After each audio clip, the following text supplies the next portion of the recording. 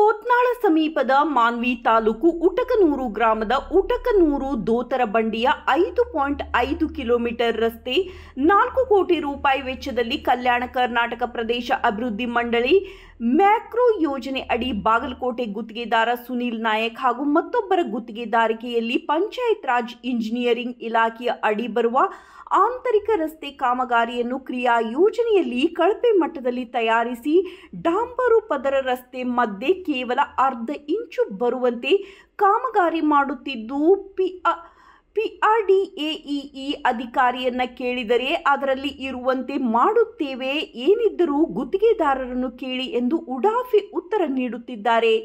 ಇನ್ನು ಮುಖ್ಯ ಗುತ್ತಿಗೆದಾರರನ್ನು ಕೇಳಲು ಸಂಪರ್ಕಕ್ಕೆ ಸಿಗುತ್ತಿಲ್ಲ. ಇನ್ನು ಸ್ಥಳದಲ್ಲಿದ್ದ ಉಪ ಗುತ್ತಿಗೆದಾರ ಹಾಗೂ ಸಹಾಯಕರನ್ನು ಕೇಳಿದರೆ ಅವರ ಮೇಲೆ ಹೇಳಿ ಸಾಗು ಹಾಕುತ್ತಾರೆ. 4 ಕೋಟಿ ವೆಚ್ಚದಲ್ಲಿ ಈ ತರಹ ಕಳಪೆ ಕಾಮಗಾರಿ ಯಾಕೆ ಮಾಡುತ್ತೀರಿ ಎಂದು ಗ್ರಾಮಸ್ಥರು ಕೇಳಿದರೆ ಅದರಲ್ಲಿ ಕೇವಲ ರಸ್ತೆ ಕಾಮಗಾರಿ ಅಲ್ಲದೆ ಚರಂಡಿ, ಸಿಸಿ ರಸ್ತೆ, ಸಿಡಿಗಳು ಬರುತ್ತವೆ ಎಂದು ಹೇಳುತ್ತಾರೆ. ಆದರೆ ವಾಸ್ತವದಲ್ಲಿ ಮೊದಲು ಇದ್ದ ಹಳೆಯ ಸಿಡಿ ಮೇಲೆ ಈಗಾಗಲೇ ರಸ್ತೆ ನಿರ್ಮಾಣ ಮಾಡಿದ್ದಾರೆ. ಅವರ ಈ ವರ್ತನೆ ನೋಡಿದರೆ ಅಗತ್ಯವಿದ್ದಲ್ಲಿ ಸಿಸಿ ಚರಂಡಿ ನಿರ್ಮಾಣ ಮಾಡುವುದು ಕನಸಿನ ಮಾತಾಗಿದೆ.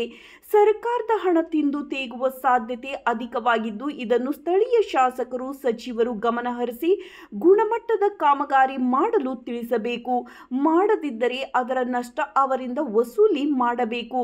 ಇಲ್ಲವೇ ಸರ್ಕಾರ ಅವರ ಕಾಮಗಾರಿ ಬಿಲ್ ತಡೆ ಹಿಡಿದು ಮತ್ತೆ ಉತ್ತಮ ರಸ್ತೆ ಕಾಮಗಾರಿ ಮಾಡಲು ತಾಕೀತು ಮಾಡಬೇಕು ಎಂದು ಗ್ರಾಮಸ್ಥರು ಆಗ್ರಹಿಸಿದ್ದಾರೆ. ಈಗಾಗಲೇ ಭ್ರಷ್ಟಾಚಾರಕ್ಕೆ ಹೆಸರುವಾಸಿ ಆಗಿರುವ ಮಾನ್ವಿ ತಾಲೂಕು ಮತ್ತಷ್ಟು ಮಾಡಲು ಜನಪ್ರತಿನಿಧಿಗಳು ಬಿಡಬಾರದು. ಶರವಣ್ಣ ಕುಂಬಾರ್, ಉಟಕನೂರು ಗ್ರಾಮಸ್ಥ.